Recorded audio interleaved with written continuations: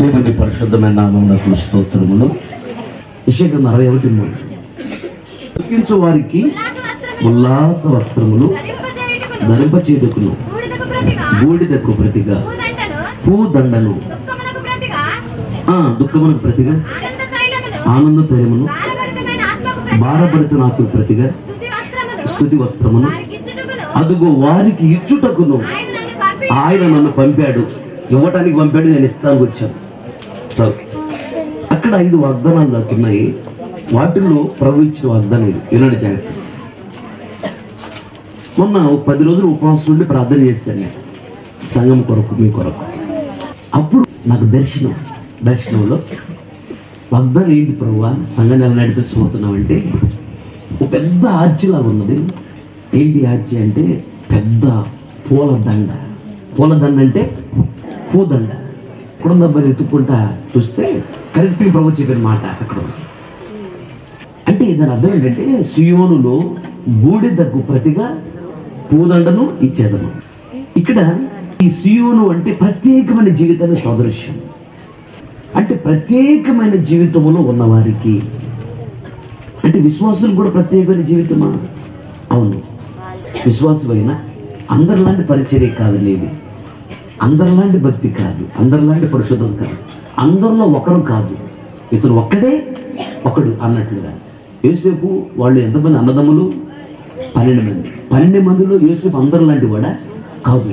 ఒక తండ్రికి పుట్టిన వాళ్ళే, ఒక కొండలో అన్నం తినేవాళ్లే, ఒక ఇంట్లో ఉండేవాళ్లే. అయినా యోసేపుది ఒక ప్రత్యేకమైన జీవితం కనుక యోసేపు దీవెన కూడా ప్రత్యేకంగానే ఉన్నది. అలాగే ప్రత్యేకమైన జీవితం చేస్తున్న సేవకులైన, విశ్వాసులైన, ఆ ప్రత్యేకమైన జీవితము కలిగి ఉన్నవారిని సియోనులో ఉండి, అనగా ప్రత్యేకమైన జీవితంలో ఇలా ఉండి, బూడిదలో ఎవరైతే ఉంటారో వాళ్ళకి పూల దండనిస్తానంటున్నాడు. బూడిదంటే దీన్ని సాదృశ్యం అంటే పాత నిబంధన కాలంలో దుఃఖం వచ్చినప్పుడు, కన్నీళ్లు వచ్చినప్పుడు, వేదన కలిగినప్పుడు, బాధ వచ్చినప్పుడు, సమస్యలు వచ్చినప్పుడు, తట్టుకోలేని బాధలు వచ్చినప్పుడు వాళ్ళు నడుమునకు గోనెపట్ట కట్టుకొని బూడిద తల మీద పోసుకొని ఏడుస్తూ ఉండేవాళ్ళు. అది పశ్చాత్తాపము, మారు మనస్సు, తగ్గింపు జీవితానికి. అలాగే తనను తాను ఉపేక్షించుకుంటా, నేను పనికిమాలినయ్యా, దేనికి పనికిరానోడిని. అట్లా ఉదాహరణకి దేవుడు వచ్చి అబ్రహాముతో సొదొమ గొమొర్రా పట్టణాన్ని తగలబెట్టడానికి వెళ్తున్నాను అన్నాడు. అప్పుడు అబ్రహాము, దేవా అక్కడ 50 మంది నీతిమంతులు ఉంటే 50 మంది నీతిమంతులను బట్టి పట్టణాన్ని కాపాడవా అంటే, 50 మంది ఉంటే నేను కాపాడతా అంటాడు దేవుడు. మళ్ళీ నేను పరిగెత్తుకుంటూ వెళ్ళి, అయ్యా క్షమించండి అయ్యా, కనీసం ఒక 40 మంది ఉంటే నీతిమంతులు, వారిని బట్టి పట్టణాన్ని కాపాడవా అని అడుగుతాడు. దేవుడు అంటే 40 మంది విశ్వాసులను కాపాడుతాను అబ్రహాం అని దేవుడు వెళ్తున్నాడు. 30 మంది నీతిమంతులు ఉంటే ఈ 30 మందిని బట్టి పట్టణాన్ని నువ్వు కాపాడవా అంటే, 30 మంది ఉన్నా కాపాడుతాను అబ్రహాం అన్నాడు.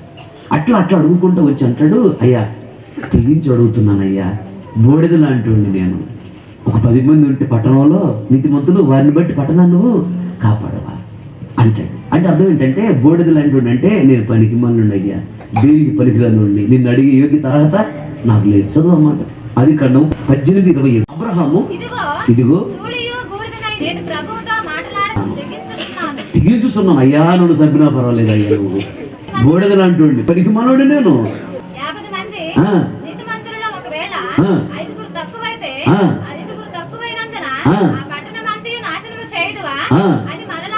మళ్ళీ అడిగాను.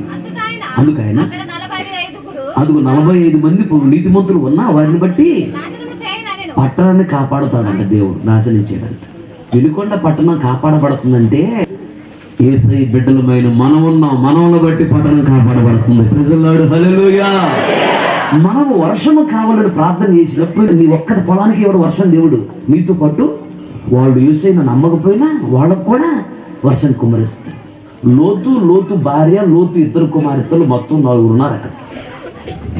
అందుకని బ్రతిలాడుతున్నాడు ఈయన, అయ్యా మా అన్న కొడుకున్నాడు అయ్యా లోతు అని బ్రతిలాడుతున్నాడు. దాని కొరకు డైరెక్ట్గా అడగకుండా ఇట్లా ఇండైరెక్ట్గా వస్తా ఉన్నాడు. దేవుడికి అర్థమైంది, అబ్రహాము గుండెల్లో ఉన్న వేదన అంటే అర్థమై దేవుడు లోతుని తన కుటుంబాన్ని బయటికి తీసుకుని వచ్చి మిగిలిన పట్టణాన్ని తగలబెట్టేశాడు. జాగ్రత్త గమనించండి. ఎందుకు ఈ మాట చెప్తున్నానంటే, బోడెదనైనా నేను మాట్లాడా తెగించుతున్నాను అంటే ఏంటి? పనికి మాలి నుండి నేను ఎందుకు పనికిరాని వాడను? నీ ముందు మాట్లాడే యోగ్యత అర్హత నాకు లేదు. నువ్వు మహాపరిశుద్ధుడివి, నేను మాట్లాడుతున్నాను, క్షమించండి అయ్యా. దీనిని బూడిద అంటారు. ఇలా ఎవరైతే సియోనులో ఉండి బూడిద తల మీద వేసుకుంటారో, అనగా సియోను అంటే ప్రత్యేకమైన జీవితము కలిగి, బూడిద వేసుకోవటం అంటే పశ్చాత్తపడి తన పాపాలను ఒప్పుకొని విడిచిపెట్టి తీర్మానం చేసుకొని ఇలా ప్రార్థన చేస్తారో వాళ్ళకి ఏమిస్తాడంట? పూదండను. ప్రజలాడు హల్లెలూయా. పూల దండ దేనికి సాదృశ్యం అంటే, ఎదుటి వ్యక్తిని గణపరచాలి అనుకున్నప్పుడు, ఎదుటి వ్యక్తిని గౌరవించాలి అనుకున్నప్పుడు, నాకంటే మీరు ఎక్కువ అని వాళ్ళని చేతలలో చేసే పనుల్లో చూపించాలి అనుకున్నప్పుడు దండ వేసి వాళ్ళని గౌరవిస్తాం, గణపరుస్తాం. అలాగే ఆయన అన్నాడు, నన్ను నమ్ముకున్నవాడు నాకన్నా గొప్ప కార్యాలు చేస్తారన్నాడు. యేసయ్య ముడితేనే స్వస్థత, ఉమ్మిలో స్వస్థత ఉన్నది, వస్త్రక్షేమంలో స్వస్థత ఉన్నది. యేసయ్య నీడబడితే స్వస్థత అని ఎక్కడ రాయబడలేదు. వాస్తవంగా చేయగలడు ఆయన. ఆయన చేయకుండా పేతురు చేత చేయించాడు. పేతురుకి అసలు ఏం తెలియదు, చేపలు పట్టుకునేవాడు, పొట్ట కోస్తే అక్షరం ముక్కలేదు, చదువుకున్నవాడు కాదు. అలాంటి పేతురు వెడుతుంటేనంటే అతను నీడబడితేనే స్వస్థత. అంటే అర్థం ఏంటంటే, యేసయ్య ఆయన పిల్లలు ఆయన కన్నా గొప్పగా ఉండాలని కోరుకునేవాడు, స్వార్థం లేనివాడు. ఆయన మనల్ని ఆయన కన్నా ఎక్కువగా గణపరచాలని ఆశపడుతున్నాడు. దేవునికి స్తోత్రం. అనగా సింహాసనం మీద తండ్రి ఉన్నాడు, తండ్రి కుడి ప్రక్కన యేసయ్య ఉన్నాడు కదా, మనమును కూడా తీసుకెళ్ళి అదే సింహాసనమే పెడుతున్నాడు. అంటే చూడు ఎంతగా గణపరుస్తున్నాడు. రేపు ఆ సింహాసనమే మనం కూర్చోబెట్టబోతున్నాడు ఆయన. మనం యోగ్యులము కాదు. మన నోటి మాటలో కానీ, చూపులో కానీ, ఆలోచనలో కానీ, ప్రవర్తనలో కానీ, క్రియల్లో కానీ, నడకలో కానీ, నడవడికలో కానీ అసలు మనం దేవునితో పోల్చుకుంటే యోగ్యులము కాదు. అయినా ఆయనతో పాటు సమానంగా తీసుకెళ్ళి ఆయన సింహాసనం కూర్చోబెట్టబోతున్నాడు పరలోక రాజ్యం.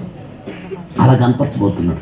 అంతేకాదు కానీ, నీవు సియోనులో ఉండి, అనగా ప్రత్యేకమైన జీవితము కలిగి ఉంటానని తీర్మానం చేసుకుని బూడిద తల మీద వేసుకున్నట్లయితే దేవుడు నేను ఎలా దీవించబోతున్నాడంటే, ఈ సంవత్సరము నీకు పూదండను నీ మెడలో వేయబోతున్నాడు. దేవునికి స్తోత్రం. గట్టిగా హల్లెలూయా. అనగా ఘనత, నిన్ను ఘనపరచబోతున్నాడు ఆయన. ఇప్పుడు వరకు ఉద్యోగములోనో లేదా వ్యాపారములోనో, నువ్వు చేస్తున్న పంట పొలాల్లో, చదువుల్లో కానీ, చేతి పనుల్లో కానీ, కూలి పనుల్లో కానీ, లేదా అత్తగారి ఇంట్లో కానీ, ఒకవేళ నీవు ఏదన్నా ప్రాంతంలో ఘనహీనత చెందేవేమో, చేయని నేరానికి నిందలు అవమానాలు భరించి సహించుకొని తల దించుకున్నావేమో. కానీ నా దేవుడు అనేది ఏంటంటే, నేను నిన్ను అక్కడే నీ తల ఎత్తి నేను కనపరచబోతున్నాను. గట్టిగా చెప్పట్లు. అంతేనా? పూదండ అంటే కనపరుస్తాను, నిన్ను కనపరుస్తాను.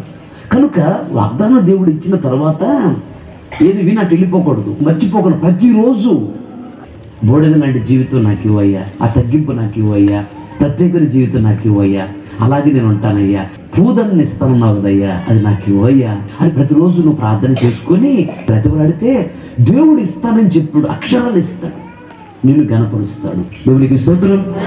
గట్టిగా హల్లెలూయా. అయితే కొన్ని విషయాలు, పారసీక దేశమును పరిపాలన చేస్తున్న రాజు పేరు అహష్వేరోషు. అతను షోషాను అనే పట్టణములో కోటను ఏర్పాటు చేసుకొని తన రాజ్యాన్ని పరిపాలన చేస్తూ ఉన్నాడు. అతని దగ్గర యూదులు బానిసలుగా ఉన్నారు. ఈ యూదులలో అనేక మంది కోటలో చిన్న చిన్న పనులు చేయడానికి పెట్టుకున్నారు. అయితే ఈ అహష్వేరోషు రాజు దగ్గర హామాన్ అని ఒక ముఖ్యమంత్రి ఉన్నాడు. వాడు మహా దుర్మార్గుడు. ఈ హామాను వస్తూ ఉంటే అందరూ కాళ్ళ మీద పడి దండం పెట్టాలన్నమాట. లేకపోతే ఎవడన్నా కానీ కనీసం కాళ్ళ మీద పడి అట్లా దండం పెట్టకపోతే వాడు మనసులో పెట్టుకుని రాజుగారు చెప్పి వాళ్ళని బాగా ఇబ్బంది పెడతారు, అంత దుర్మార్గుడు. అయితే ఈ హామాను వస్తూ ఉంటే ఒక గేటు దగ్గర మొర్దెకై చిన్న వాచ్మెన్ డ్యూటీ, యూదుడు, భక్తి గలవాడు. ఈ హామాను వస్తూ ఉంటే ఈ మొర్దెకై వీడు మొహం చూస్తే దరిద్రంలో చెప్పి ఎందుకు వీడితో మనకెందుకులని ప్రక్కన తిరిగేవాడు, పట్టించుకునేవాడు కాదు. అందరూ నా కాళ్ళగా పడుతున్నారు, వీడు నా కాళ్ళని పట్టలేదు. ఆఫ్టర్ గేటు దగ్గర చిన్న వాచ్మెన్ డ్యూటీ ఏది, నేను ముఖ్యమంత్రిని, వీడు బండలంతా వీడిని నా కళ్ళ ముందు బతికినట్టుగా చూడకూడదు, అంతే వీడు సావాలి. అసలు యూదుల్నే సందేశాలు మొత్తం అని కోరుకొని ఆశ్వరోజు రాజుతో చెప్తున్నాడు ఈ హామాను, రాజా మీ రాజ్యంలో ఒక వంశం వారు ఉన్నారు, వాళ్ళు మహా దుర్మార్గులు, వాళ్ళు ఉంటే నీ రాజ్యం నిలబడదు రాజా, వాళ్ళని తొందరగా నాశనం చేస్తే నీ రాజ్యం బాగుండేది రాజా. రాజుకి ఎక్కడలేని కోపం వచ్చేసింది. ఎవరు వారు చెప్పు, ఇలా యూదులను ఉన్నారు రాజా, వాళ్ళ మాటలు వాళ్ళ ప్రవర్తనలు నీకు విరోధంగా ఉన్నాయి రాజా, వాళ్ళు బానిసలు రాజా, వాళ్ళ సంపెత్తి రాజ్యం బాగుండేది రాజా అని శాసనం చేయించాడండి రాజుగారితో మాట్లాడి. అప్పుడు రాజుగారు వెంటనే శాసనం చేసేసాడు జగతిని. ఆ శాసనము ఆ దేశములో యూదులు ఉన్నటువంటి అన్ని ప్రదేశాలకు వెళ్ళిపోయింది. ఇట్లా యూదులు సంపమన్నారంట రాజుగారు, యూదులు సంపమన్నారంటాను. ఆ దెబ్బతో యూదులు భయం కలిగింది. అందరూ భయంకరంగా ఏడ్చారు, పశ్చాత్తాపడ్డారు. వారిలో కొందరైతే చాలా మంది గోనె పట్ట కట్టుకొని తల మీద బూడిద పోసుకొని ఏడ్చి ఉపవాసాల నుండి ప్రార్థన చేశారు. మొర్దుకై కూడా గోనె పట్ట కట్టుకొని ఆ పట్టణంలో నడి వీధిలోకి వెళ్ళి బూడిద పోసుకొని కుమిలి కుమిలి కుమిలి ఏడ్చి ఉపవాసం నుండి ప్రార్థన చేశారు. ఎస్తేరు కూడా ఉపవాసం నుండి ప్రార్థన చేసింది. ఇలా గోనె పట్ట కట్టుకొని తల మీద ఈ బూడిదని వేసుకొని ఇలా ఉపవాసం ఉండి ఏడ్చి పశ్చాత్తాపడి మనసు మార్చుకొని ఇంకా బాగా తీర్మానం చేసుకొని యూదులు అలా ప్రార్థన చేశారు. అలా ప్రార్థన చేసినప్పుడు జరిగింది ఏంటంటే, రాజుకు నిద్ర పట్టకుండా చేశాడు దేవుడు. రాజ్యం యొక్క సమాచార గ్రంథం చదువు, ఏమన్నా చూడు, ఆ బుక్ ఓపెన్ చేయగానే అదే కనపడింది. బిక్తోను తెరేష్ అనేటువంటి ఇద్దరు రాజులు సంపాలనుకుంటున్నప్పుడు విషయం ఇచ్చి ఆ విషయాన్ని మొర్దుకై విని ఆ విషయాన్ని తెలియజేశాడు. విచారిస్తే నిజమని తెలిసిపోయింది. మొర్దుకై ఈ విధంగా రాజును కాపాడాడు రాయబడింది. యూదుడు నిన్ను కాపాడింది, నిన్ను కాపాడిన వాడిని, నీ కుటుంబాన్ని కాపాడిన వాడిని, నీ రాజ్యాన్ని కాపాడిన వాడిని నువ్వు చంపుతావా? నీకు మేలు చేసిన వాడు కిడి చేస్తావా అని దేవుడు హృదయంతో డైరెక్ట్ మాట్లాడాడు రాజుతో. ఆ దెబ్బకి రాజు నిజానిజాలని తెలుసుకుంటే యూదులు మంచి వాళ్ళని తెలిసిపోయింది. వాస్తవంగా ఒక రాజు ప్రపంచంలో ఎప్పుడైనా ఒక శాసనం చేస్తాడంటే ఆయన బ్రతికొండగా శాసనాన్ని మార్చకూడదంట. మారిస్తే అతను చనిపోయినట్టు లెక్క, మార్చకూడదు. అలాంటిది రాజు దెబ్బకి శాసనాన్ని మార్చేసింది. ప్రజలాడు యూదులకు అనుకూలం రాయం చేశాడు శాసనం. ఆ రోజు ప్రతి పట్టణంలో కూడా ప్రతి గ్రామంలో కూడా ఉన్న యూదులందరూ కూడా మా మీదకు వచ్చిన మరణము శాపము మా కన్నీళ్లు దాటిపోయాయి. 127 సంస్థానములు చిన్న చిన్న రాజ్యాల్లో ఉన్న యూదులందరూ మాకు ఇది శుభదినం అని వాళ్ళందరూ సంతోషముగా కెరెద్దలు కొడుతూ గంతులు వేస్తూ ఆనందంగా పండగ చేసుకున్నారట సంతోషంగా. ఆ చదవండి ఆ మాటలు. ఎస్తేరు పుస్తకం 4:1 జరిగినంత తెలియకనే మొర్దుకై బట్టలు చింపుకొని గోనె పట్ట వేసుకొని అదుగో బూడిద పోసుకొని పట్టణ మధ్యకు బయలు వెళ్ళి మహాశోకముతో రోదనము చేసి రాజగుమ్మం ఎదుటికి వచ్చిన 3వ వచనం. రాజు యొక్క ఆజ్ఞయు శాసనములు ఏ సంస్థానములకు వచ్చిన అక్కడైనా యూదులు ఉపవాసం ఉండి మహా దుఃఖములోను ఏడుపులోను రోదనలోను అదుగో అనేకులు గోనెను బూడిదను వేసుకొని అప్పుడు యూదులకు క్షేమమును ఆనందమును సంతుష్టియు ఘనతయు కలిగెను. రాజు చేసిన తీర్మానము అతని చట్టమును వచ్చిన ప్రతి సంస్థానమందు ప్రతి పట్టణమందు యూదులకు ఆనందమును సంతోషమును కలిగెను. అది శుభదినమని విందు చేసుకుని మరియు దేశ జనులలో యూదుల ఎడల భయము కలిగెను. హల్లెలూయా. చాలా జాగ్రత్తగా నా వైపు చూస్తూ నా మాటలు గమనించండి. ఇక్కడ గమనించినట్లయితే వీళ్ళకి తల మీదకి బూడిద వచ్చింది. వీళ్ళు ప్రార్థన చేశారు ఉపవాసం ఉండి. ఆ తర్వాత ఏం జరిగింది? బూడిద వచ్చిందంటే బూడిదకి ప్రతిగా పూదండ వచ్చిందంటే ఘనత వచ్చింది. వాళ్ళు బూడిద వేసుకొని ఉపవాసం ఏడ్చి ప్రార్థన చేశారు కాబట్టి వాళ్ళకి ఘనత సంతోషము ఆనందము వచ్చేసింది.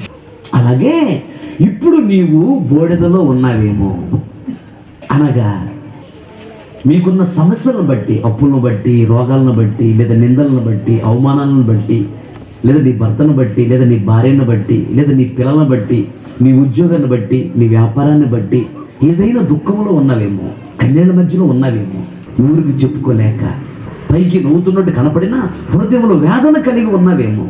బాధ కలిగి ఉన్నావేమో.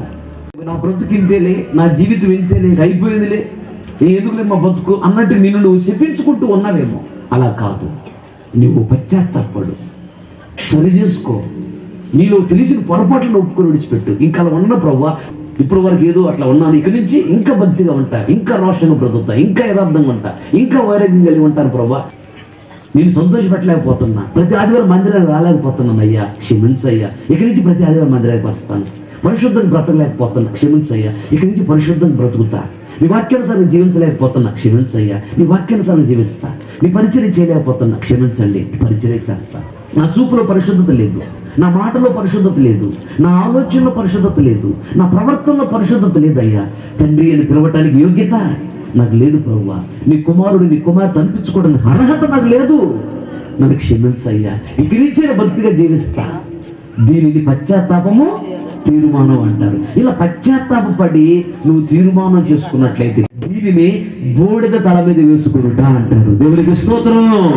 ఇలా బూడిద వచ్చిందంటే దాన్ని ప్రతిగా పూదనని ఇస్తాడు. అనగా ఇదిగో ఏ విధముగా ఈ యూదులను ఇక్కడ ఆశీర్వదించాడో అలాగే నా దేవుడు మిమ్మల్ని కూడా దీవిస్తాడు. దేవునికి స్తోత్రం. గట్టిగా హల్లెలూయా. అనగా నీకు ఘనతనిస్తాడు, నీకు ఆశీర్వాదం ఇస్తాడు, నీ జీవితంలో శుభము జరుగుతుంది. అవేంటి బడి చదువు అక్కడ ఎస్తేరు పుస్తకము 16వ వచనం. మరియు యూదులకు క్షేమమును. బూడిద తల మీద వేసుకున్న ప్రార్థన చేసిన తర్వాత పూదండ వచ్చింది. అనగా ఏమొచ్చింది? ఆశీర్వాదము, క్షేమము. ఇప్పుడు వరకు నీ జీవితములో క్షామములో ఉన్నావేమో. క్షామము అంటే కరువు. పాటలో దేవుడు రాయించాడు, నువ్వు దేవుణ్ణి స్తుతించు, కరువు ఏమైందంట? పరివేస్తాడంట దేవుడు. యేసయ్య రొట్టెలు తీసుకుని, తండ్రి అయిన దేవా, నీవు ఈ రొట్టెలు నాకు ఇచ్చినందుకు స్తోత్రం స్తోత్రం అని వాటిని ఆశీర్వదించి స్తోత్రం అని చెప్పాడు. అంతే. అక్కడ ఏమైంది? రొట్టెలు సమృద్ధి, చేపలు సమృద్ధి. నువ్వు స్తుతిస్తే దేవుడు కరువును తరివేస్తాడు. నీ ఇంటిలో క్షామం ఉన్నది. పిల్లలకు పుస్తకాలకు డబ్బులు ఏంటి, ఫీజులు ఏంటి, లేదా అప్పులు ఎలా కట్టాలి, ఏ ఇల్లు ఎట్ట కట్టాలి, కరువులో నువ్వు ఉన్నావు. అందుకని నెమ్మది లేని స్థితిలో ఉన్నావు. కానీ నా దేవుడు క్షామము నుండి విడిపించి క్షేమము నీకు అనుగ్రహించబడి జాగ్రత్తగా. ఒకటి, శరీర సంబంధమైనటువంటి ఆశీర్వాదము కరువై బాధపడేవాళ్ళు కొందరు ఆత్మ సంబంధమైన కరువులో ఉన్నారు. ఆత్మ సంబంధమైన కరువు అంటే సరిగా ప్రార్థన చేయలేకపోతున్నావు అంటే ఆత్మీయ జీవితంలో ప్రార్థన నీకు కరువు అయింది. అభిషేకాన్ని పొందలేకపోతున్నావు అంటే అభిషేకం అనే కరువులో ఉన్నావు. అలాగే వాక్యానుసారం జీవించలేకపోతున్నావు అంటే వాక్యానుసారం జీవితం అనే కరువులో ఉన్నావు. ఇలాగ వరాలు తలాంతులు పొందుకోలేకపోతున్నావు, భక్తిగా బ్రతకలేకపోతున్నావు అంటే భక్తి అనే కరువులో నువ్వు ఉన్నావు. ఇలా ఆత్మ సంబంధమైన కరువులు కొందరు ఉన్నారు, కొందరు శరీర సంబంధ కరువులో ఉన్నారు. అయితే 2 రకాల కరువులు నీకున్నాయి, అందుకనే నెమ్మది లేదు. కానీ నిన్ను నువ్వు తగ్గించుకొని దేవుణ్ణి బాగా స్తుతించు. నా దేవుడు నీ కరువును తరుగుతున్నాడు. అంతే. నీకు కరువు ఉండదు యేసు నామములో. ఆత్మ సంబంధమైన కరువు ఉండదు, ఈ శరీర సంబంధమైన కరువు ఉండదు. రెండోదింటమ్మా, రెండోది ఆనందము. చాలా మంది జీవితాల్లో ఆనందం ఉండదు. అక్క బాగున్నావా? ఏంటి అట్లా ఉన్నారు? అన్న బాగున్నావంటే అంటే అర్థం ఏంటంటే ముఖానికి నవ్వుని పూసుకుంటున్నారు. అది హృదయం నుండి వచ్చింది కాదు. హృదయం నుండి ఎందుకు రావట్లేదు ఆనందము అంటే హృదయంలో బాధలు ఉన్నాయి, ఏదో తెలియని వేదన ఉన్నది. దానివల్ల హృదయపూర్వకంగా నవ్వలేకపోతున్నాడు. కానీ నీకు ఆనందాన్ని ఇస్తానంటున్నాడు. అంటే ఇప్పుడు వరకు ఏదో ఆశీర్వాదాన్ని అడిగావు, ప్రయాసపడ్డావు, ఉపవాసం కూడా ఉన్నావు, పొందుకెళ్ళకపోయావు. చేసిన ఉపవాస ప్రార్థన వృధా కాదు, నువ్వు చేసిన ప్రార్థన వృధా కాదు. ఎప్పుడు కూడా ఆయన నీతిగల న్యాయాధిపతి, నీకు న్యాయం తీరుస్తాడు, తగిన ప్రతిఫలాన్ని ఇస్తాడు. అయితే చేసే ప్రార్థన ప్రతిఫలం లేకుండా పోయింది ఏంటి అని బాధతో సంతోషం లేని స్థితిలో ఉన్నవేమో. అయితే ఏ ఆశీర్వాదాన్ని పొందుకోలేకపోయావో ఆశీర్వాదాన్ని దేవుడు నీకు ఇస్తాడు. ఆమేన్, హల్లెలూయా. ఆశీర్వాదాన్ని నువ్వు పొందుకోగానే ఏడుస్తావా? ఉద్యోగం లేదు, ఇప్పుడు దాకా ఏడిసావు. సడన్ గా నీకు ఇంటర్వ్యూ వచ్చింది, వెళ్ళగానే ఇక 2 ప్రశ్నలు అడిగారు, టెక్నాలజీ చెప్పేసావు, పలానా రోజు వచ్చి జాయిన్ అయిపో అని అన్నారు. అనగానే బయటకు వచ్చి ఏడిచి నాకు వచ్చి ఉద్యోగం నాకెందుకు ఏడుస్తావా? ఏం చేస్తాప్పుడు? ఆశీర్వాదం నీ యొద్దకు రాగానే నీవు నోటి నిండా నవ్వుతావు. దేవునికి స్తోత్రం. గట్టిగా హల్లెలూయా. నోటి నిండా నవ్వు ఉంటుంది, అది ఆనందం. మూడోదిగా సంతుష్టి అంటే సంతృప్తి. అన్ని విషయాలలో దీవించబడితే ఆ మనిషి మాటలను ప్రార్థన కూడా రాడు. ఏదో ఒక లోటు ఉంటుంది. అందుకని దేవుని సన్నిధికి, దేవుని దగ్గరికి వస్తూ ఉంటారు. అన్నీ ఉన్నా సంతానం లేదనుకో, చిన్నపిల్లలు ఎత్తుకుని తిరుగుతూ ఉంటే వాళ్ళు చూసినప్పుడల్లా నీకు తెలియకుండానే కళ్ళమిడి నీళ్లు ఎల్లమిడి పోతా ఉంటాయి. కొందరికి అన్ని ఉన్నా భర్తకు రక్షణ లేదు, ఊరికి అనుమానించి తిట్టడం కొట్టడం చేస్తూ ఉంటాడు. చీర తెచ్చుకుంటే తెచ్చిన తర్వాత దూరనంట చీర అటు పెట్టుకొని చూసుకోవాలంట, మన అటు లోపల పెట్టాలంట. కొత్త చీర కట్టుకుంటే ఒళ్ళు ఓనమైపోయినట్టే మనిషి కొడతా అంట. అదేందో నాకు అర్థం కావట్లేదు. ఏంటంటే చీర కట్టుకున్నావేండి, తెచ్చింది కట్టుకోవడానికి ఏంటంట సోకులు ఎక్కువైనా అంత అవసరం నీకు అని కొడతా. వీరు నిండా ఉన్నాయంట, కట్టుకుంటే అనుమానం. కొందరు రకరకాల మనుషులు మరి ఇట్లా ఏదో ఒక లోటు ఉంటుంది ప్రతి వ్యక్తికి. దాన్ని బట్టి సంతృప్తిగా ఉండలేరు. ఆ లోటు కూడా దేవుడు తీర్చి నీకు సంతృప్తిని ఇవ్వబోతున్నాడు. దేవుడికి స్తోత్రం. గట్టిగా హల్లెలూయా. అలా దేవుడు ఆశీర్వదించబడింది. అది మూడోది. ఇంకోటి ఏంటమ్మా, ఘనత కూడా కలిగింది వాళ్ళకి. పూల దండ అంటే ఇది.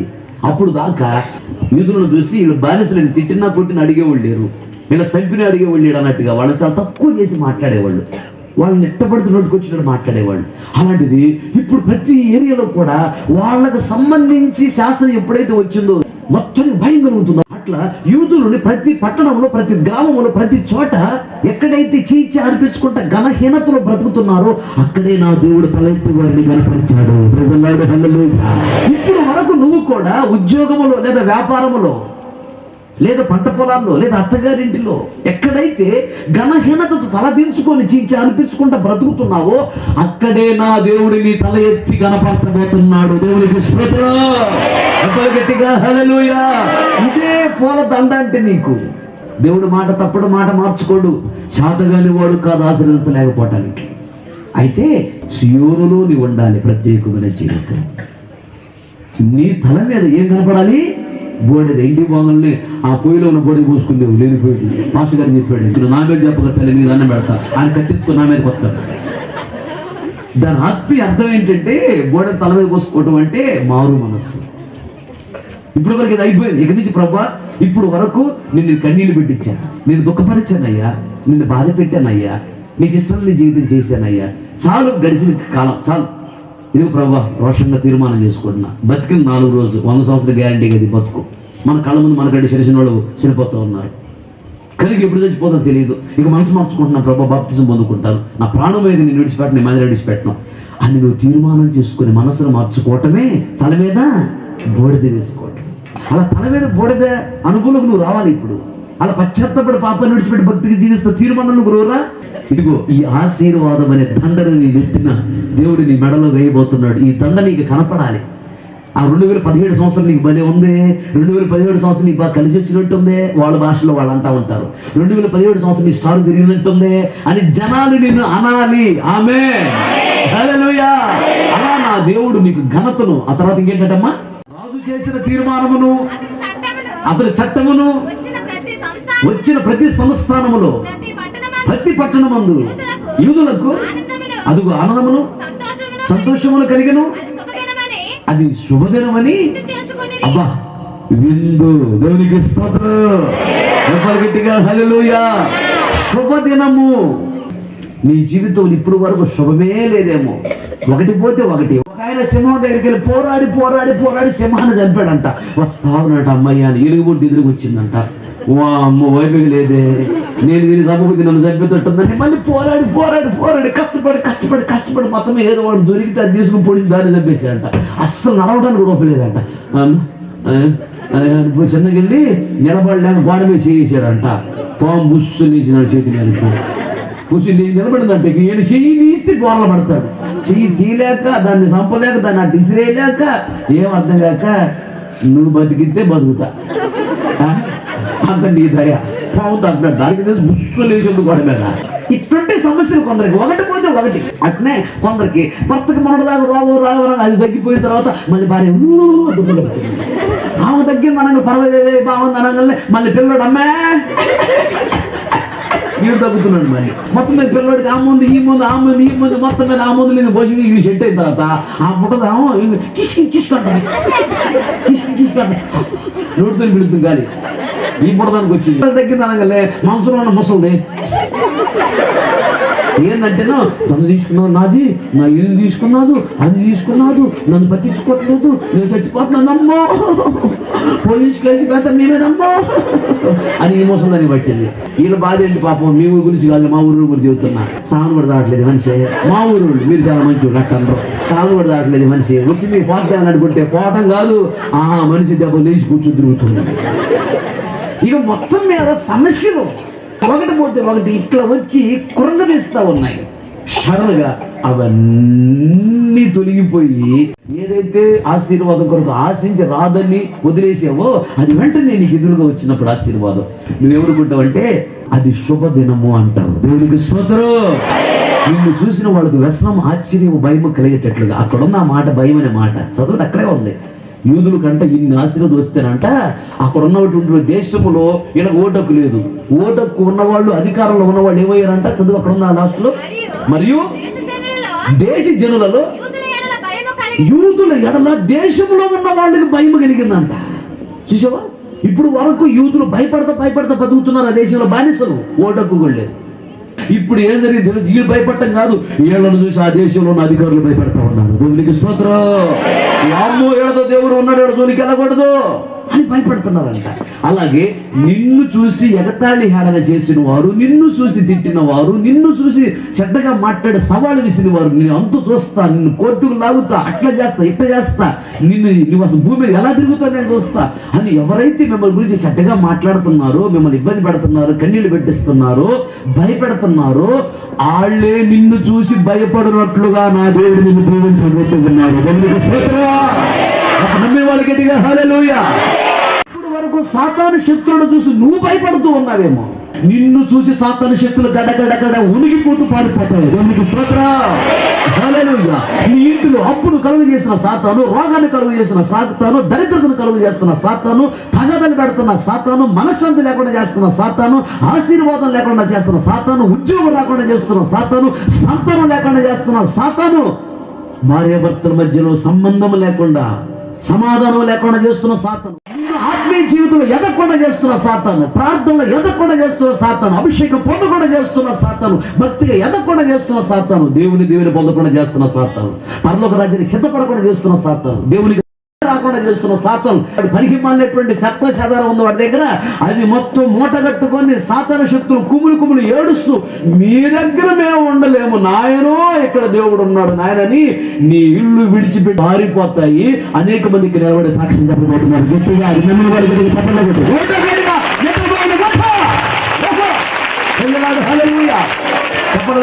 హల్లెలూయా. బూడిదకు ప్రతిగా పూదండని ఇస్తానంటున్నాడు. నువ్వు మనస్సు మార్చుకో, నీకు పూదండ సిద్ధముగా ఉన్నది. చిన్న దండ కాదు, ఇది పెద్ద దండ. ఆ దండలో ఉన్న పూలే ఇదిగో ఈ దీవెనలు.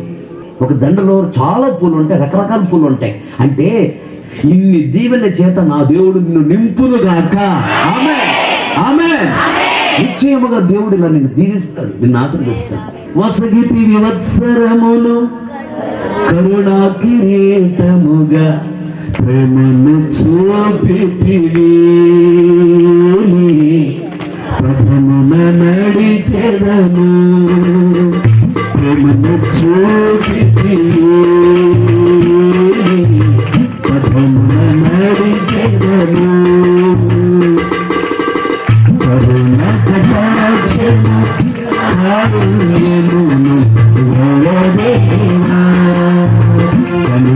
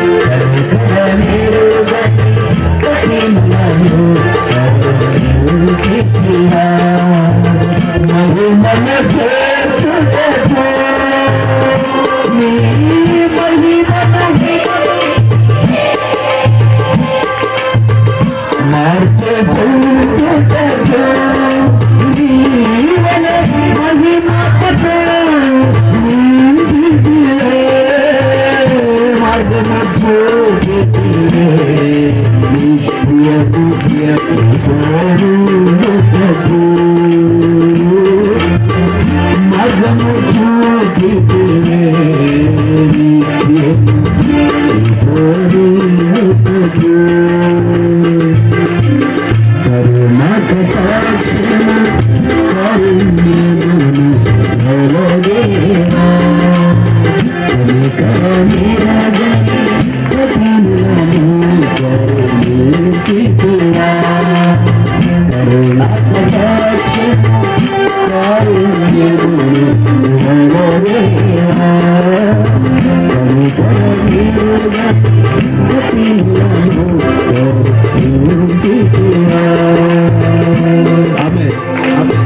మాట చదవండి, ముగించుకుందాం. కృతజ్ఞత మీ మధ్య చేయబడిన అద్భుతములు తూరు సీదోను పట్టణములలో చేయబడిన ఎడల ఆ పట్టణముల వారు పూర్వమే గోనె పట్ట కట్టుకొని బూడిద వేసుకొని కూర్చుండి మారు మనసు పొంది ఎందురు. మీరు పొరపాటు మారు మనసు పొందరు. నాకు చూస్తున్న మాట్లాడిన జగత్తుగా యేసయ్య ఈ లోకములు సేవ చేస్తున్న దినాలలో కొరాజీన, బెత్సయిదా అనే ప్రాంతాలకు వెళ్ళి అద్భుతాలు చేశాడు, ఆశ్చర్యకార్యాలు చేశాడు. ఒక్కడు కూడా మారు మనసు పొందల. అది బూటకో నాటకం అయ్యాడున్నారు. యేసయ్యకి ఇసుగు పుట్టింది. అప్పుడు యేసయ్య అంటాడు, ఓ కొరాజీనా, బెత్సయిదా, ఆ ప్రాంతంలో ఉన్నవారు లారా, మీ మధ్యలో చేసిన అద్భుతాలు ఆశ్చర్యకార్యాలనే తూరు సీదోనులో చేసి ఉంటే వాళ్ళు ఇప్పుడు కల్లా మనసును మార్చుకొని గోనె పట్ట కట్టుకొని బూడిద తల మీద వేసుకొని, అంటే మారు మనసు పొంది భక్తిగా ఉండేవారు. మీకన్నా వాళ్ళు భక్తి గలవారు, మీకన్నా వాళ్ళు విశ్వాసం గలవారు. ఎంతకాలం మీరు అద్భుతాలు చూస్తున్నారు, ఆశ్చర్యకాలను చూస్తున్నారు, మీరు మారు మనసు పొందట్లేదు, రోజులు గడిచిపోతలే కానీ అని అంటాడు. ఒకరోజు తీర్పు దినము ఉన్నది. తీర్పు దినాన వాళ్ళ పరిస్థితి అన్నా వారవ తగినదై ఉంటుంది మీకంటే. అంటే శిక్ష విషయంలో వాళ్ళకన్నా కఠినమైన శిక్ష మీకు ఉంటుంది. వాళ్ళన్నా తప్పించుకుంటారు కానీ మీరు పొరపాటు తప్పించుకోరు. ఎందుకంటే అద్భుతాలు చూస్తున్నారు, ఆశ్చర్యకార్యాలు చూస్తున్నారు, తల మీద బూడిద వేసుకోవట్లే, అంటే మారు మనసు పొందట్లే మీరు. వాళ్ళు అద్భుతాలు ఆశ్చర్యకార్యాలు చూడకపోయినా ఎవరో చెప్పిన మాటలు విని నమ్మి వాళ్ళు నా ఇది విశ్వాసం వస్తున్నారు. వాళ్ళు మీకు ఇంకా అర్థం చెప్తారండి, ఇలా చెప్తున్నా దయచేసి అపార్థం చేసుకోవద్దు. చిన్నప్పటి నుంచి క్రైస్తవ కుటుంబంలో పుట్టి పెరిగిన వాళ్ళు ఉంటారు. 40-50 సంవత్సరాల వయసు వచ్చినా పొరపాటు బాప్తిసం పొందరు, భక్తిగా ఉండటానికి ఇష్టపడరు. ఆ మా యేసయ్యే కదా అని చిన్నప్పటి నుంచి భరోసాగా ఉంటారు, అంటే సరదాగా తీసుకుంటారు. కానీ కొత్తగా విగ్రహాల నుంచి చేసుకుని నమ్ముకుంటారే, వాళ్ళని చూస్తుంటాను కదా, వాళ్ళు చాలా భక్తిగా ఉంటారు. ఏదైనా ఒకటి నేను చెయ్యొద్దు అంటే పొరపాటు చేయని వాళ్ళు. నిజంగా చెప్పేవాడు గుళ్ళో పిల్లికంట భయం ఉండదంట. అంటే అర్థం ఏంటంటే చిన్నప్పటి నుంచి క్రైస్తవ కుటుంబంలో పుట్టి పెరిగిన వాళ్ళకి పెద్దగా అనిపిస్తుందంట, మనం యేసయ్య కదా, చిన్నప్పటి నుంచి మనం యేసయ్య కదా అనిపించిందంట. జాగ్రత్త గమనించండి. అట్లాగని అందరిని అంటానికి లేదు, కానీ కొందరు భక్తి గల వారు ఉన్నారు చిన్నప్పటి నుంచి క్రైస్తవ కుటుంబంలో పుట్టి పెరిగిన అలాంటి వాళ్ళ గురించి దేవుడు మాట్లాడుతున్నాడు. ఓ కొరాజీనా, ఓ బెత్సయిదా, మీ జీవితంలో ఎన్ని అద్భుతాలు చేశాను, ఎన్ని ఆశ్చర్యకార్యాలు చేశాను నేను. మీకు అసలు పొరపాటున అసలు మీకు మారు మనసు రావట్లేదు. మీకు నేను అద్భుతాలు చేస్తున్నాను. కొందరు నేను వాళ్ళ జీవితంలో అద్భుతాలు చేయకపోయినా ఎవరో చెప్పిన మాటలు విని వాళ్ళు నా యందు విశ్వాసం ఉంచుతున్నారు, మారు మనసు పొందుతున్నారు, బాప్తిసాలు పొందుతున్నారు. ఇక్కడ ఇంచుమించుగా చిన్నప్పటి నుంచి క్రైస్తవ కుటుంబంలో పుట్టి పెరిగిన వాళ్ళకంటే విగ్రహాల కుటుంబం నుంచి వచ్చిన వాళ్ళు ఇక్కడ ఎక్కువ మంది ఉన్నారు. ఒక బ్రాహ్మణ్స్ తప్ప అన్ని కులాలు ఉన్నారు దేవుడి దగ్గర. నోవాకు వాడలో అన్ని రకాల జంతువులు ఉన్నట్లుగా, పక్షులు ఉన్నట్లుగా అందరూ ఉన్నారు ఇక్కడ దేవుడి దగ్గర. దేవుడి దృష్టిలో కులం లేదు, అందరూ ఆయన సమానం. జాగ్రత్త గమనించండి. కనుక దేవుడు ఎందుకు తేటగా నీతో మాట్లాడుతున్నాడు. కొరాజీనా, ఓ బెత్సయిదా, మీ మధ్యలో నేను తిరిగాను, చిన్నప్పటి నుంచి నేను మీకు తెలుసు, ఎన్ని అద్భుతాలు చేశాను, ఎన్ని ఆశ్చర్యకార్యాలు చేశాను, ఎన్ని వాక్యాలు మీరు విన్నారు, అయినా మీకు మారు మనసు రావట్లేదంటే అసలు. రేపు తీర్పు దినాలు తప్పించుకోలేరు మీరు. జాగ్రత్త. రేపు నీకంటే వాళ్ళు బెటర్గా ఉంటారు. జాగ్రత్త. చిన్నప్పటి నుంచి క్రైస్తవులని చెప్పుకుంటున్నావు, క్రైస్తవురాలని చెప్పుకుంటున్నావు, నీకు పూదండ ఎలా ఇవ్వాలి, నేను ఎలా గనపరచాలి? అద్భుతాలు చేసే ఇప్పటికీ నేను ఎన్ని చేసే నీలో మారు మనసు రావట్లేదు. నాకు అదే బాధగా ఉంది, కన్నీళ్ళు, దుఃఖం. 2017 సంవత్సరం ఆరంభంలో దేవునితో మాట్లాడుతున్నాడు. ఎందుకో తెలుసా? ఏ విధమ చేతనైనా ఇక్కడ నుండి నిన్ను కొట్టి చేతలతో పంపించాలని ఉద్దేశం కాదు దేవునిది. నీ మెడలో పూదండ వేసి పంపించాలని దేవుడు ఆశపడుతున్నాడు. దేవుడికి స్తోత్రం. నీ మెడలో పూదండ అనగా రకరకాల దీవెన చేత నిన్ను నింపి పంపించాలని ఆశపడి దేవుడు నీతో మాట్లాడుతున్నాడు. చిన్నప్పటి నుంచి నామకార్థంగా జీవిస్తున్నవేమో, మనసు మార్చుకోకుండానే జీవితంలో ఒక మార్పు లేకుండా బ్రతుకుతున్నవేమో. నిన్ను గురించి దేవుడు దుఃఖపడుతున్నాడు, కన్నీళ్ళు పెడుతున్నాడు, వేదన చెందుతున్నాడు. ఎంతకాలం దేవుడు కన్నీళ్ళు పెట్టిస్తావు? నీవు మనస్సును మార్చుకో. బ్రతికిన నాలుగు దేవుడి కోసం బ్రతుకు. ఎందుకంటే ఈ లోకానికి పంపింది యేసయ్య, నీకు ఉద్యోగం ఇచ్చింది యేసయ్య, నీకు వ్యాపారం ఇచ్చింది యేసయ్య, నీకు పంట పొలాలు ఇచ్చింది యేసయ్య, ఆరోగ్యం ఇచ్చింది యేసయ్య, నిన్ను కాపాడుతుంది యేసయ్య. ఆయన లేని జీవితం సున్నా, జీవితం ఆయన లేకపోతే వ్యర్థము. నీకంటే చిన్నవాళ్ళు లేరు భూమి మీద, క్షేమంగా లేరు. ఉన్నా నువ్వు క్షేమంగా ఉన్నావు. ఇది కేవలం దేవుడు కృప. దేవుడు ఎంతగా నిన్ను క్షేమంగా అద్భుతాలు ఆశ్చర్యకార్యాలు చేస్తూ ఆశ్చర్యంగా దేవుడు ఎంతగా నడిపిస్తూ ఉంటే ఇంకా కన్నీళ్ళు పెట్టిస్తావా? మనసును మార్చుకో.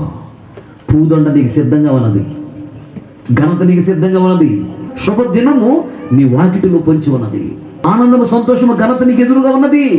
జస్ట్ మనసు మార్చుకంతే. నీ తల మీద బూడిద కనపడాలి ఈ రోజు నుండి. అనగా ఈ రోజు నుండి నువ్వు మారు మనసు పొందితే మనుషులు కాదు సంతోషించేది, పరలోకమందు దేవదూతలు దేవుడు సంతోషిస్తాడు. ప్రజలారా హల్లెలూయా. నన్ను ఎవరైతే సంతోషపరుస్తారో వారే నేను సంతోషపరుస్తానంటున్నాడు. నీకు సంతోషమనే దీవెన ఇస్తాడు. నీకు సంతోషమనే పూలదండ ఇవ్వాలంటే నీవు ఆయన్ని సంతోషపరచాలి. కనుక నామకార్థ జీవితంలో ఉండొద్దు. బైబిల్లో రాయబడిన మాట నా నోటికి చెప్పడానికి కూడా నాకెందుకు బాధ కలుగుతుంది. ఉంటే వెచ్చగా ఉండు, లేకపోతే చల్లగా ఉండు. వెచ్చగా అంటేనామో భక్తిగా, చల్లగా అంటేనామో చల్లారిపోయిన జీవితం, అంటే నామకార్థ జీవితం. ఉంటే వెచ్చగా ఉండు, లేకపోతే చల్లగా ఉండు. నిల్లు వెచ్చగా ఉండగా అంటే ఏంటి? అటు కొంచెం భక్తిగా ఉన్నట్టుగా, మళ్ళీ ఇటు లోకంలో అటు భక్తి, ఇది రెండు విధాలుగా ఉంటాం. దాన్ని ఏమంటారంటే నిలువెచ్చని స్థితి అంటారు. నిలువెచ్చగా ఉన్న వ్యక్తి ముఖం మీద ఉమ్మి వేస్తానంటున్నాడు దేవుడు. అది భయంకరమైన మాట. అలాంటి స్థితిలో మీరెవరు ఉండకూడదు. అది నా ఆలోచన. ఒక దైవజనుడిగా నేను బ్రతిలోడుకుని మాట్లాడుతూ ఉన్నాను మీతో. నీ భార్య చూసి ఆశ్చర్యపోవాలి, నీ భర్త చూసి ఆశ్చర్యపోవాలి, నీ పిల్లలు చూసి ఆశ్చర్యపోవాలి, నీ తల్లిదండ్రులు చూసి ఆశ్చర్యపోవాలి. మా అమ్మ మారింది, మా నాన్న మారాడు చెప్పుకోవాలి. వాడు సంతోషించిన దానికంటే దేవుడు గొప్పగా సంతోషిస్తాడు. ఒక వ్యక్తి మనసు మార్చుకుంటానంట పరలోక రాజ్యం దేవదూతలు దేవుడు సంతోషిస్తాను రాయబడింది. దేవుడు నువ్వు సంతోషపరిచినట్లయితే దేవుడు నీకు అన్ని ఇచ్చి నిన్ను సంతోషపరచడానికి సిద్ధంగా ఉన్నాడు. దేవునికి స్తోత్రం. దేవుడిని దుఃఖపరిచి నువ్వు దుఃఖంలో వెళతావా? దేవుడిని సంతోషపెట్టి నువ్వు సంతోషం అనుభవిస్తావా? నీవే తీర్మానం చేసుకో. 2017 సంవత్సరం ఆరంభం ఇది. కానీ నీ ఎదురుగా గొప్ప పూదండ ఉన్నది. జస్ట్ నువ్వు ఆయన చేతికి అప్పదించుకో. మనసును మార్చుకో. చాలు, ఇప్పుడు వరకు అయిపోయింది. ఇక నుంచి మనసు మార్చుకో. నీ తల మీద ఏం కనపడాలి? బూడిద అనగా మారు మనసు కనపడాలి. అప్పుడు పూదండ నీ కొరకు సిద్ధంగా ఉన్నది. దేవునికి స్తోత్రం. హల్లెలూయా. సీదోను తూరు వాళ్ళు బెటరు. ఎవరో చెప్పిన మాటలు విని నమ్మి జాగ్రత్తగా ప్రార్థన చేసుకుంటున్నారు వాళ్ళు. నేను అసలు అద్భుతాలు చేయాలి, ఆశ్చర్యకాలు చేయాలి. మీ ఇంట్లో చాలా చేశా, ఆయన మారట్లేదు, వాళ్ళు మారారు అంటాడు. తూరు సీదోను పరిస్థితి ఎలా ఉంటుందో చెప్తా వినండి. ఒకరోజు తూరు సీదోను అనే ప్రాంతానికి యేసయ్య వెళ్ళాడు. వెళితే శిష్యులు యేసు వెళుతున్నారు. ఒక ఆవిడ పరుగు పరిగెత్తుకుంటూ వచ్చింది. కన్నీళ్లతో, వేదనతో, దుఃఖముతో బ్రతిమలాడుతుంది. అయ్యా అయ్యా, నా కుమార్తె దెయ్యం బట్టి అల్లాడిపోతుంది. అయ్యా, దెయ్యం బట్టి నా అమ్మాయి యవనొస్తున్నాను. ఆమెను ఎవరు చేసుకుంటారు? అలా ఉంటే ఒకసారి చిన్న ప్రార్థన చేయన్నట్టు ఆవిడ గుండెల్లో ఉన్న వేదనతో చెప్పుకుంటుంది. అప్పుడు యేసయ్య చూశాడు, కాముకి వెళ్ళిపోతున్నాడు, ఏం పట్టించుకోండి. అప్పుడు వెంటనే శిష్యులుండి యేసయ్య ఆవిడంతగా వేదన చెందుతుంది, కొంచెం ఆమె పంపించిపోయారా, ఆమెకి ఏదో ఆశీర్వాదం ఇచ్చి అని. అప్పుడు యేసయ్య ఆవిడ వైపు చూసి ఏమన్నాడంటే, పిల్లల రొట్టె కుక్క పిల్లకి పెట్టకూడదు అన్నాడు. రొట్టె అంటే స్వస్థత, రొట్టె అంటే ఆశీర్వాదము. పిల్లలు అంటే ఇజ్రాయేలీలు. ఇజ్రాయేలుకి ఇచ్చిన స్వస్థత, ఇజ్రాయేలుకి ఇచ్చినటువంటి రక్షణ కుక్క పిల్లలకి పెట్టకూడదు. ఇక్కడ ఇజ్రాయేలు అంటే ఎవరంటే మార్పు చెందిన వారు. మార్పు చెందిన వారికే దేవుడు ఆశీర్వాదం ఇస్తాడు. కుక్క పిల్లలకి ఇవ్వడంట. కుక్క చేసే పని ఏంటి? కుక్క తన వాంతికి తిరుగునట్లు. అంటే అర్థం ఏంటంటే కుక్క తినిద్దంట గబగబ, మళ్ళీ వాంతి చేసుకొని మళ్ళీ దాన్నే తినేసిందంట. అంటే దాని అర్థం ఏంటంటే విడిచిపెట్టిన పాపంలోకి మరలా వెళ్ళటం. అది కుక్క అంటే. నువ్వు కుక్కవి, నీ పిల్ల కుక్క పిల్ల. అంటే మీరు పాపాన్ని విడిచిపెట్టి మరలా పాపాన్ని చేసేవారు. నాకు నచ్చదు. నేను ఇజ్రాయేలుకే ఇస్తాను ఆశీర్వాదం. ఇజ్రాయేల్ అంటే మార్పు చెంది అలాగే జీవిస్తున్న వాళ్ళకి దీవెనిస్తా. మీరు కుక్క లాంటి వాళ్ళు. అంటే మీరు తీర్మానం చేసుకున్న తర్వాత మరలా తీర్మానం విడిచిపెట్టి మరలా పాత జీవితంలోకి వెళ్తుంటారు. మనసును మార్చుకుని బాప్తిస్మం తీసుకొని మరలా నువ్వు విడిచిపెట్టిన పాపంలోకి వెళుతున్నావు. అలా వెళ్ళకూడదు. అందుకని అవును అంటాడు, నీవు కుక్కవే, నీ పిల్ల కుక్క పిల్ల అన్నాడు. పాపాన్ని విడిచిపెట్టి మరలా పాపం చేసేవాళ్ళు మీరు ఎలా ఇవ్వాలి ఆశీర్వాదం? బాప్తిజం పొందకముందు ఎలా ఉన్నావు, బాప్తిజం పొందిన తర్వాత కూడా మళ్ళీ అలాగే ఉన్నావు, ఉపయోగం ఉంది. అయితే అప్పుడు ఆమె ఏమంటుంది తెలుసా, అయ్యా నేను ఒక్కనే, నా పిల్ల కూడా ఒక పిల్లే, మా బ్రతుకు అదేనయ్యా.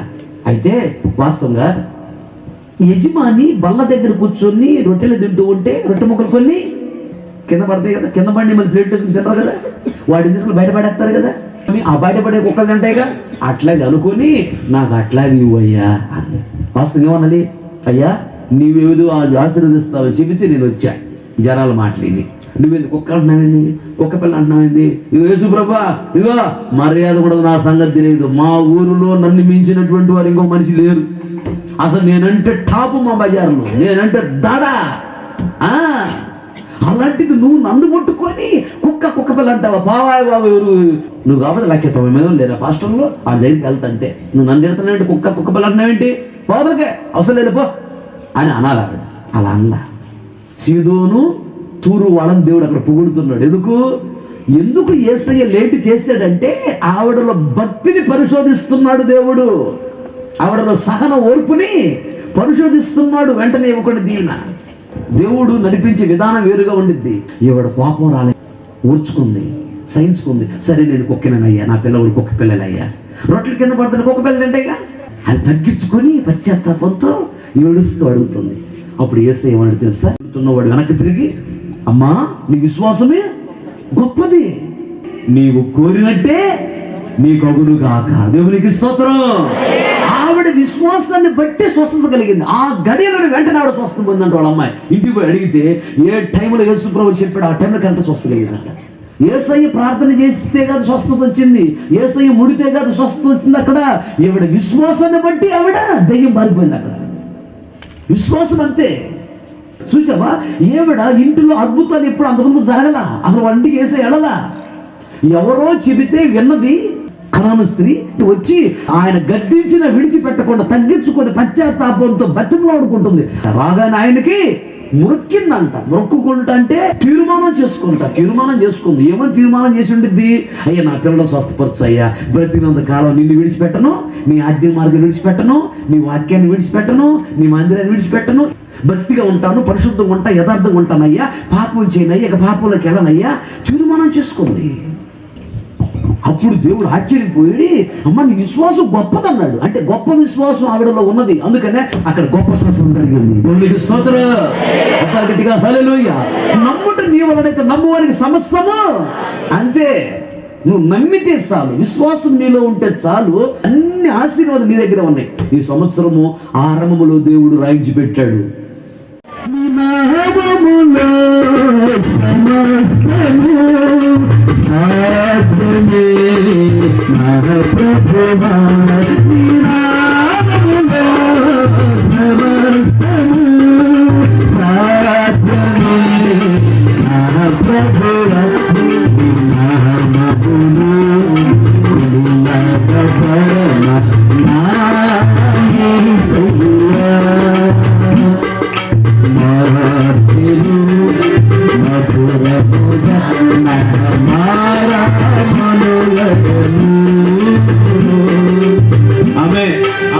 గట్టిగా హల్లెలూయా.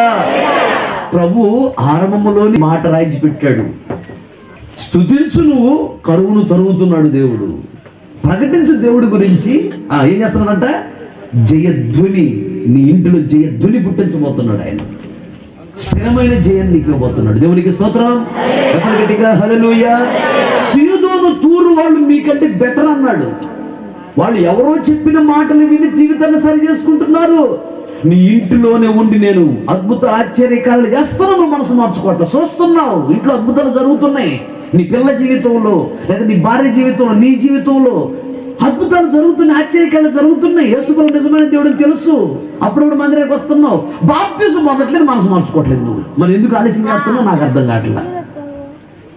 సాతాను బలపరుస్తున్నాడు ఆయన నిన్ను, వాడు మాటకు నువ్వు విలువిస్తున్నావు. మనం ఇన్ని వాక్యాలు బాప్తిజం తీసుకోకుండా పోతే ఏం జరుగుతుంది తెలుసా, సాతాను పక్క నవ్వుతాడు. నిన్ను బట్టి యేసయ్య తలదించుకుంటాడు కన్యడతో. అప్పుడు వెళ్ళి, అయ్యా నాకు దండెత్తారండి ఇయ్యండి, ఏం చేస్తాడు, కొరడా తీసుకుని తరుముకుంటాడు. అప్పుడు బచ్చగాడు సాతానుగాడు, వాడి దగ్గర నా తలదించేవే నన్ను, మనస్సు మార్చుకుని ఉంటే నేను ఎంత సంతోషించేవాడిని. సాతానుడు సిగ్గుపడి కుమిరి ఏడ్చేటట్లుగా నీ మెడలో దండ వేయిపోయానా. ప్రజలాడు హల్లెలూయా, గట్టిగా హల్లెలూయా. 2017 సంవత్సరము నీకు ఆశీర్వాదకరంగా మార్చబడాలంటే ఆమె యేసునామములో ఆమె నీలో ఒక మార్పు రావాలి. మనసును మార్చుకుని బాప్తిసం పొందిన చెప్పుకుంటున్నావు. బాప్తిసం పొందినా నీలో ఒక సరైన మార్పు రాలా. మార్పు కలగాలంటే మత్తయి సువార్త 15:26 నుంచి 28 వరకు చదవమ్మా. అందుకు ఆయన పిల్లల రొట్టె తీసుకొని కుక్క పిల్లలకు వేయుట యుక్తము కాదని చెప్పగా ఆమె నిజమే ప్రభు, ఒక పిల్ల కూడా బల్ల మీద నుండి యజమాని దగ్గర బల్ల మీద నుండి పడే ముక్కలు టొమ్ముక్కలు తింటాయి కదా చెప్పాను. అందుకే అమ్మా నీ విశ్వాసం గొప్పది, నువ్వు కోరినట్లే అవునుగాక ఆమెతో చెప్పాను. ఆ గడిలోనే స్వస్థత నందిన. చాలు, దేవునికి స్తోత్రం. సీదోను తూరు ప్రాంతంలో ఉన్నవారు ఎవరో చెప్పిన మాటలు వినే మనసు మార్చుకున్నారంట. ప్రజలాడు హల్లెలూయా. మోకరించండి, ప్రార్థన చేసుకుందాం. దేవా, కొత్త వాగ్దానము మీరు మాకు ఇచ్చారు, ఘనమైన వాగ్దానాన్ని మీరు మాకు ఇచ్చారు. అందును బట్టి నీకు స్తోత్రమైనా. భక్త అక్షరాల సౌకులు మా జీవితంలో విశ్వాసుల జీవిత అక్షరాల నెరవేర్చండి. మహాచారి గారి నిజమైన నిరూపించుకున్నాడు. తేలిపోవాలి, ప్రతి ఉదయం ఆదరించబడాలి, ఓదార్చబడాలి, బలపరచబడాలి, రక్షణకు రావాలి, సరిచేయబడాలి. వాటి ద్వారా నీకు ఎందుకు రావాలి, ఊపిరిపడాలి, ఆకర్షించాలి. అలా చేయాలి. ఇది వాగ్దాన సందేశం భక్తులు కావాలి. వారు మనసు అనుగ్రహించండి అయ్యా. సాతానికి చూడకూడదు, నేను దుఃఖపరచకూడదు, కానీ పెట్టించకూడదు. దేవా, ఎవరి తల మీదైతే బూడిద కనపడుతుందో వారికి పూలండి సిద్ధముగా ఉన్నది. ఎవరైతే మనస్సును మార్చుకుని బ్రతుకుతూ ఉంటారో వాళ్ళకి ఘనత, దీవెనలు, సంతోషము, శుభదినములు సిద్ధముగా ఉన్నాయని మాతో మాట్లాడినందుకు స్తోత్రమై. స్వస్థత సిద్ధముగా ఉన్నదని మీరు మాతో మాట్లాడినందుకు స్తోత్రం. మిత్రులందరూ కాకూడదు, ప్రతి తోడు మీ సరైన సమకాన్ని తోడుగా ఉంచండి ప్రభా. ఈ రోజు నుంచి దీవించబడాలి ప్రభా. ఈ మెడల్లో దండ కనపడాలి, జీవితంలో శుభదినములు కనపడాలి ప్రభా. సౌకులుగా నేను బ్రతుకులాడుతున్నానయ్యా. ప్రభుత్వం క్షమించి కనికరించి బిడ్డను ఆశీర్వదించండి. ఇక్కడ నేను చూస్తే భూమి మీద బ్రతుకులేదు, విశ్వాసులు బలపరిచి నిరీక్షణ స్థిరపరచండి. ఈ ఘనమైన తెచ్చుకున్నాను యేసునామములో అడుగులు కూర్చున్నా తండ్రి. ఆమేన్. తండ్రి దేవుని ప్రేమ, కుమారుడైన యేసుక్రీస్తు వారి కృప, పరిశుద్ధాత్మ సహవాసం సన్నిధి సముఖం చర్యలు మనకు ప్రపంచంలో సకల కోటి పరిశుద్ధులందరికీ పెంచి అంతవరకు దేవుడు నడిపించును గాక. ఆమేన్. హల్లెలూయా, హల్లెలూయా. ఇప్పుడుతో ఈ ఆరాధన ముగించబడింది. ఓపికతో వాక్యం మీ అందరికీ వందనాలు చెల్లిస్తున్నాను.